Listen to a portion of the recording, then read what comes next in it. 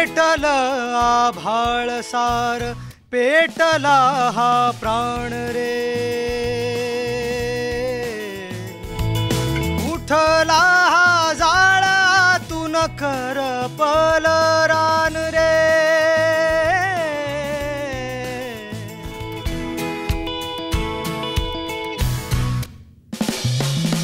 मितवा हा चित्रपट लवकरच प्रेक्षकांच्या भेटीला येणार आहे आणि या चित्रपटातील गाणी ज्यांनी कंपोज केली आणि त्याचबरोबर ज्यांनी गायली आहे असे अमित राज, बेला शेंडे आणि आदर्श शिंदे आपल्या बरोबर आहेत. थोड्याशा गप्पा मारूया.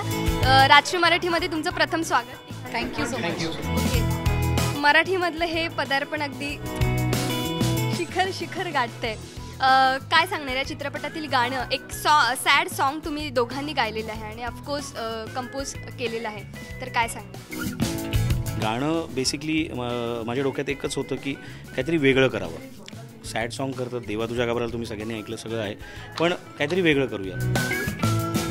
तर स्वप्नाजी जे आमचे डायरेक्टर आपल्या, तर त्यांनी आणि आम्ही एकत्र बसून एक डिसिजन घेतलं की ओके काहीतरी वेगळं म्हणजे काय करूया. तर मी बोललो आपण 3 फ्लेवर्स टाकले तर या गाण्यात. 3 फ्लेवर्स म्हणजे काय, तर बेला शेंडेचा एक आवाज, एक वेगळं टेक्स्चर, स्वप्नील बांदोडकरचं एक वेगळं टेक्स्चर आणि आदर्श शिंदेचं एक वेगळं टेक्स्चर. हे 3 जर टेक्स्चर एकत्र आले तो मजा जायगा. कारण प्रत्येकाचा आपापलं वेगवेगळं फॅन फॉलोईंग आहे आणि प्रत्येक फॅन प्रत्येकाला इंडिव्हिज्युअली फॉलो करत असतो आणि हे जे एकत्र माझ्याकडे आले तर मी एक स्वार्थी म्युझिक डायरेक्टर असल्यामुळे मी असा विचार केला की मग सगळ्यांचे फॅन मला मिळतील तिघांचे आणि हे गाणं अजून वर जाईल. एक्झॅक्टली. माझे जरी फॅन नसले तरी ह्यांचे या तिघांचे भरपूर आहेत. तर आणि काय ना की हे गाणं करताना ओव्हरऑल मजा म्हणण्यापेक्षा ना आम्हाला जेव्हा सिच्युएशन कळली नाही, जेव्हा स्वप्नाजींनी आम्हाला नरेट केली, स्वप्नाजींनी स्टोरी ही नरेट केली, तेव्हा आम्ही लिटरली त्या नरेशनमध्ये रडलो. आणि एकदा नाही, हे 3 वेळा नरेशन झालं, 3ही वेळा आम्ही त्या सिच्युएशनला रडलो. आणि मला त्यावेळी असं वाटलं की नाही, मी I am a very lucky person to have this song and to have this situation. आणि त्या सिच्युएशनवर गाणं करायला मला खूप मी लक्की आहे. दुसरं लक माझं हे आहे की आमचं सगळ्यांचंच लक की शंकर एहसान लॉय ही एवढी म्हणजे एवढं मोठं व्यक्तिमत्व आहे हे तिघही, आणि त्यांच्याबरोबर आपलं नाव शेअर होतं आहे. खूप आमच्यासाठी खूप भाग्याची गोष्ट आहे आमच्या सगळ्यांसाठीच. आणि थँक्यू व्हेरी मच. आणि ह्या तिघांकडून आम्हाला हे शिकायला मिळतं की किती हंबल असावं माणसाने एवढ्या स्टेजला पोचून पण आज एवढ्या म्हणजे उच्च दर्जाची कामं करत आहेत ते. आणि त्यांचं गाणं आमचं सर्वात फेवरेट आहे सगळ्यांचं, मितवा, जे शंकरजींनी गायलं आहे, टायटल ट्रॅक. परत माझ्या गाण्यावर येतो दूर दूरवर. मला असं वाटतं दूर दूर हे गाणं जे आहे मी गॅरंटी नाही देऊ शकत, पण मी नक्की एवढं सांगेन की कुठे ना कुठेतरी मला माहिती आहे की हे फिल्म बघताना हे गाणं जेव्हा येईल तेव्हा प्रत्येक माणूस रडणार आहे. ईच अँड एव्हरी ऑडियन्सच्या प्रत्येकाच्या डोळ्यात पाणी असणार आहे, हे मी गॅरंटी देतो तुम्हाला. आणि बाकी मला असं वाटतं गाण्याबद्दल बेला आता बोलेल. हो डेफिनेटली, कारण का जसं अमित म्हटलं की खूप काही गाण्याबद्दल बोलू शकत नाही आहोत. आणि मला आठवतं जेव्हा मी हे गाणं रेकॉर्ड करायला गेले होते तेव्हा अमितनी मला मी गाणं लिहून घेतल्यावर सॅड सॉन्ग हे मी ऐकलं आपल्याला कळतंच की हे सॅड सॉन्ग आहे, पण ते कुठल्या पॉईंट ऑफ टाईमला येतं फिल्ममध्ये आणि त्याचा इम्पॉर्टन्स काय आहे फिल्ममध्ये, आणि ते इतक्या क्रुशियल पॉईंट ऑफ टाईमला येतं फिल्ममध्ये. तर आय थिंक गायकाचं हे काम असतं की जी काय आपल्याला चाल सांगितली त्याला अजून 4 चांद कसे लावता येतील, आपल्या इमोशन्स अजून कशा लोकांपर्यंत चांगल्या पोहोचवता येतील सिच्युएशनमधल्या, किंवा एक प्लस पॉईंट अजून गाण्याला काय देता येईल, हे गायकाचं काम असतं. आणि आय थिंक जेव्हा एखादी छान मेलोडी आपल्याला गायला मिळते, एक उत्तम असं इंटेन्स सॉन्ग गायला मिळतं, तेव्हा असं होतं की काय करू आणि काय नाही गाण्यात, असं मला होतं नेहमी. आणि तसंच हे गाणं आहे. आणि जेव्हा 3 फ्लेवर्स इतके सुंदर वापरलेले आहेत गाण्यात अमितनी, स्वप्नील आहे, स्वप्नीलबरोबर मी खूप काम केलेलं आहे, अमितबरोबर पण ह्याच्या आधी काम केलेलं आहे, आदर्श आणि मी कधीच काम केलेलं नव्हतं एकत्र. तर आय थिंक आदर्श, स्वप्नील आणि मी सुरुवातच गाण्याची आदर्शाच्या आवाजाने इतकी सुंदर होते, मग स्वप्नीलचा आवाज येतो, मग माझा आवाज येतो. आय थिंक हे जे ब्लेंडिंग आहे आणि ऑफकोर्स या गाण्याचं arrangement, I think it takes the song to a very different level. तर त्यामुळे गाणं सुरुवात झालीच की आपण त्या इंटेन्सिटीत जायला कधी लागतो हे आपल्यालाच कळत नाही. आणि आय थिंक जेव्हा आपण फिल्म पाहू तेव्हा हे गाणं थेट आतपर्यंत पोचेल आणि परत बाहेर निघणार नाही. ॲक्च्युली हे गाणं आम्हीसुद्धा ऐकलं, कुठेतरी आपलंसं वाटलं. तुम्ही काय सांगा? गाणं खरं तर खूप इम्पॉर्टंट सिच्युएशनवर येतं. मला आतापर्यंत खूप म्हणजे अमित दादाला आणि मला म्हणजे बाय डिफॉल्ट आम्हाला खूप चांगले सॅड सिच्युएशन नेहमी मिळतात गायला आणि कंपोज करायला त्यांना. तर खूप मजा येते कारण की एक टर्निंग पॉईंट असतो फिल्मचा. तर खूप इम्पॉर्टंट सॉन्ग आहे फिल्ममधलं. दूर दूर एक वेगळी मजा आली गाणं रेकॉर्ड करताना कारण की मी पहिल्यांदाच मी स्वप्नील दादा, मी आणि बेलाजी आम्ही एकत्र काम केले. यांचा खूप मोठा फॅन आहे मी. पण मला खूप बरं वाटलं की यांच्याबरोबर मी काहीतरी ओळी गातो आहे आणि इतक्या मोठ्या गाण्यात गातो आणि अमित दादाच्याच गाण्यात गातो आहे. तर खूप वेगळा एक्सपिरियन्स होता. म्हणजे गाणं सुरू झाल्या एक चर्र असं काळजात होतं आणि ते होतं.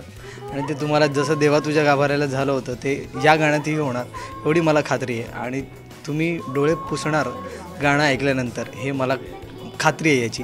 आणि तुम्हाला गाणं खूप आवडेल खूप, कारण की स्वप्नील दादाचं एक वेगळं टेक्स्चर आहे व्हॉईसचा, बेलाजींचा एक वेगळा टेक्स्चर आहे, माझी एक वेगळी स्टाईल आहे गाण्याची. तर आमच्या तिघांचं गाणं एकच आहे. तर याचा खूप जास्त मला अभिमान वाटतो आणि खूप छान गाणं केलं अमित दादाने. Thanks a lot. पण या सॉन्ग मेकिंगच्या वेळेस काही गमती जमती असतील तर प्लीज आमच्याशी शेअर करा. गमती जमती म्हणजे मी असं म्हणेन आमच्या गमती जमती होतच असतात. म्हणजे ते फक्त म्हणजे आदर्शला तर माहितीच आहे आमच्या गमती जमती काय असतात. आणि धमाल अमित दादा गाताना खूप त्रास देतात सिंगर्सला. आम्हाला हेच आहे की कोण जास्त त्रास देतं आणि कोण जास्त शांत. त्रास फक्त मी देतो सिंगर्सना, लिरिसिस्टना फक्त मी त्रास देतो. कारण अश्विनी आता कुठे आहे माहीत नाही, पण अश्विनी पण तुम्हाला सांगू शकते की किती त्रास होतो त्या गोष्टीचा. आणि त्यावेळी तिला खूप त्रास झाला. पण मला असं पर्सनली असं वाटतं की शब्द ना एक नॉर्मल लेमॅन पण गाऊ शकेल असे शब्द असले पाहिजे.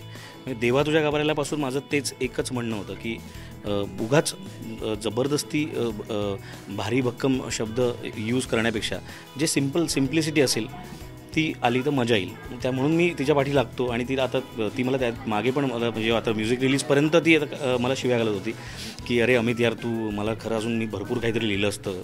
आणि ती गुलजार साहेबांची खूप मोठी फॅन आहे, त्यामुळे तिला असं ते गुलजारीश लिहायला खूप आवडतं. पण माझं असं म्हणणं आहे की नाही, मराठी ऑडियन्स आहे त्यांना प्रत्येक लेमॅनला म्हणजे साधारण मी म्हणेन डबेवाला जो असतो त्याने पण हे गाणं गावं. तेवढं जर असेल ना तर मला खूप आनंद आहे. जसं आम्ही बघितलं आहे म्हणजे आमच्या समोरच अशी सिच्युएशन घडलेली आहे की एक सर्वंट घरची एक सर्वंट एक गात होती आमचा देवा तुझ्या गाभाऱ्याला आणि रडत होती. तेव्हा आम्ही खूप खुश झालो की अरे यार. आणि ती म्हणते हे खुश काय आहेत यार मी रडते हे लोक खुश काय आहेत. तर आम्हाला खूप बरं वाटत होतं. पण हे आहे आणि त्याबद्दल अश्विनी शेंडेचं खूप खरंच क्रेडिटेबल आहे. कारण तिला खूप त्रास देऊनही तिने ते पूर्ण केलं, तिने लिहिलं. आदर्श ज्याप्रमाणे म्हणतो ह्यांना मी त्रास देतो गाताना किंवा बेलाला कधीच त्रास नाही झाला. इनफॅक्ट उलट मला वाटतं ना अमितचा जो विश्वास असतो ना तो मी जेव्हा त्याच्याकडे गाणं गायले तर अगदी प्रामाणिकपण मी सांगते की त्याला जो विश्वास असतो की हां. आणि मग मी गाताना बघत असते त्याच्याकडे आणि त्याच्या चेहऱ्यावरचे भाव जे इतके छान सांगत असतात ना काहीतरी की एखादी जागा निघून गेली गळ्यात ना तर तो त्याच्या चेहऱ्यावर आणि त्याच्या ते ह्याच्यात दिसतं की हां ओके फाईन हे मिळालेलं आहे मला. हे सॅटिस्फॅक्शन जेव्हा सिंगरला दिसतं ना आणि तो विश्वास त्याचा माझ्यावरती आहे कायम हे मला माहिती आहे. चांगली गोष्ट काय आहे आय थिंक जेव्हा एखादं गाणं तो घेऊन येतो तेव्हा मी जेव्हा त्याच्याकडे गायले तेव्हा आधी सिच्युएशन मी नेहमीच विचारते की काय आहे, कोण आहे आणि मग शब्द समोर येतात. पण आम्ही डायरेक्टर प्रमाणे तिला फुल सिच्युएशन समजवतो, फुल शॉट कसा लागणार, मग काय होणार, हा मग ती ट्रॉली कशी फिरणार, काही फोटोज पण तो दाखवतो, मग हा हे असं घडणार आहे वगैरे वगैरे इथपर्यंत असतं. ते आदर्शाला तर माहीत असेलच. पण आय थिंक या सगळ्या गोष्टींना खूप ॲड करतात गाण्यामध्ये. कारण का नाहीतर काय होतं, you are so blank about the song sometimes की तुम्ही ते एका वेगळ्या पर्स्पेक्टिव्हने गाता आणि मग कधी कधी ते क्लॅश होतं सिच्युएशनला आणि तुमची गायकी. तर आय थिंक या सगळ्या गोष्टी गायकाला खूप हेल्प करतात, खूप मदत करतात. फक्त आदर्शला त्रास झालेला आहे याचा अर्थ तर मला असं वाटतं आदर्श मला खूप त्रास दिलेला आहे. कारण की गाणं जेव्हापासून म्हणजे सुरुवात होते गाण्याची, कंपोज दादा ज्यावेळेस करतात तेव्हापासून मी असतो आदर्श गाना आया है और गाणं कंपोज करने बैठ रहा हूँ, किधर है तू, फ्री है तो आ जा. म्हणजे मग मला जावं लागतं, चलो क्या है, म्हणजे मी एक म्हणजे हां ये अच्छा लग रहा है और ये बुरा लग रहा है, म्हणजे मी हे त्यांना पटतं की काही चांगलं असलं तर ते ठेवतात आणि काही वाईट असेल मी म्हटलं की ते एडिट करतात लगेच, अच्छा दुसरा कंपोज करते रुक जा कुछ. तर हे खूप बरं वाटतं. आणि ते एवढं वाटतं की जेव्हा आपण सगळे मिळून एखादं गाणं करत असतो ना, कोणाचाही इगो आड आला ना की एखादं गाणं खराब होऊ शकतं. आणि आय थिंक जेव्हा आपण इगोलेस काम करतो तर तेव्हा कुठे कोण मोठं आहे कोण छोटं आहे याचा प्रश्न येतं नाही असं मला वाटतं. आणि तसंच कुठलंही गाणं तसंच व्हायला पाहिजे, तितक्याच फ्रीली तितक्याच फ्रेंडलीनेसनी व्हायला पाहिजे पाहिजे, तर ते गाणं छान होतं. खरंच आहे. आणि मग मला इतकं गाणं मी जगल्यानंतरही ते मला खूप त्रास देतात स्टुडिओत गेल्यानंतर. नाही, आणखी इंटेन्स, आणखी म्हणजे मला कळत नसतो की म्हणजे माईकमध्ये तिकडे शूट होत असतं, सगळे लेवल्स अप होत असतात. दादा अप होत आहे, अजून किती अप जाऊ मी, फाटायला लागलं सगळं ते जेनेलेकचे साऊंड इतके महाग. तर ते तरी ते अजून इंटेन्स पाहिजे. म्हणजे मग ते मला तुम्हाला कळलं असेल की देवा तुझ्या गाभाऱ्यालापासून देवा ते ते ते त्यांना पाहिजे, ते ऐका एखादा ते पाहिजे त्यांना. याही गाण्यात तसंच आहे की गाणं म्हणून नाही खरं तर पेटल आभाळ सार पेटला हा प्राण रे, उठला हा जाळातून करपल रान रे, उजळताना जळून गेलो राहिल ना भान, डोळ्यातल्या पाण्यानेही विझेना तहान.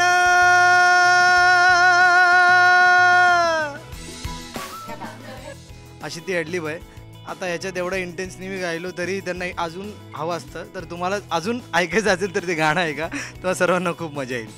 मितवा ही फिल्म तुम्ही सगळ्यांनी नक्कीच बघा. It's a musical treat for all of you because Shankar एहसान लॉय त्यामध्ये इन्वॉल्व आहे, त्यामुळे त्याच्यापुढे काही बोलायची गरजच नाही. आम्ही मी म्हणेन एक गुलदस्ता असतो, त्याच्या आजूबाजूला जेव्हा त्या फुलांमध्ये काही पानं ॲड केली जातात, ती मी निलेश आणि आम्ही पानं आहोत, आणि बाकी गुलदस्त्यामधली जी फुलं आहेत ती शंकर एहसान लॉय आहेत मी म्हणेन. आणि खरंच तुम्हाला सगळ्यांना मजा येईल. It's a musical treat. आणि ओव्हरऑल ही फिल्म पण जी झाली आहे, स्वप्ना जोशींनी जी केली आहे ती सुपर्ब केली आहे. आणि प्रत्येकाला आपला मितवा नक्कीच आठवेल ही फिल्म बघून. Thank you so much. Camera person फैजानसह आर्या इल्हे, राजश्री मराठी.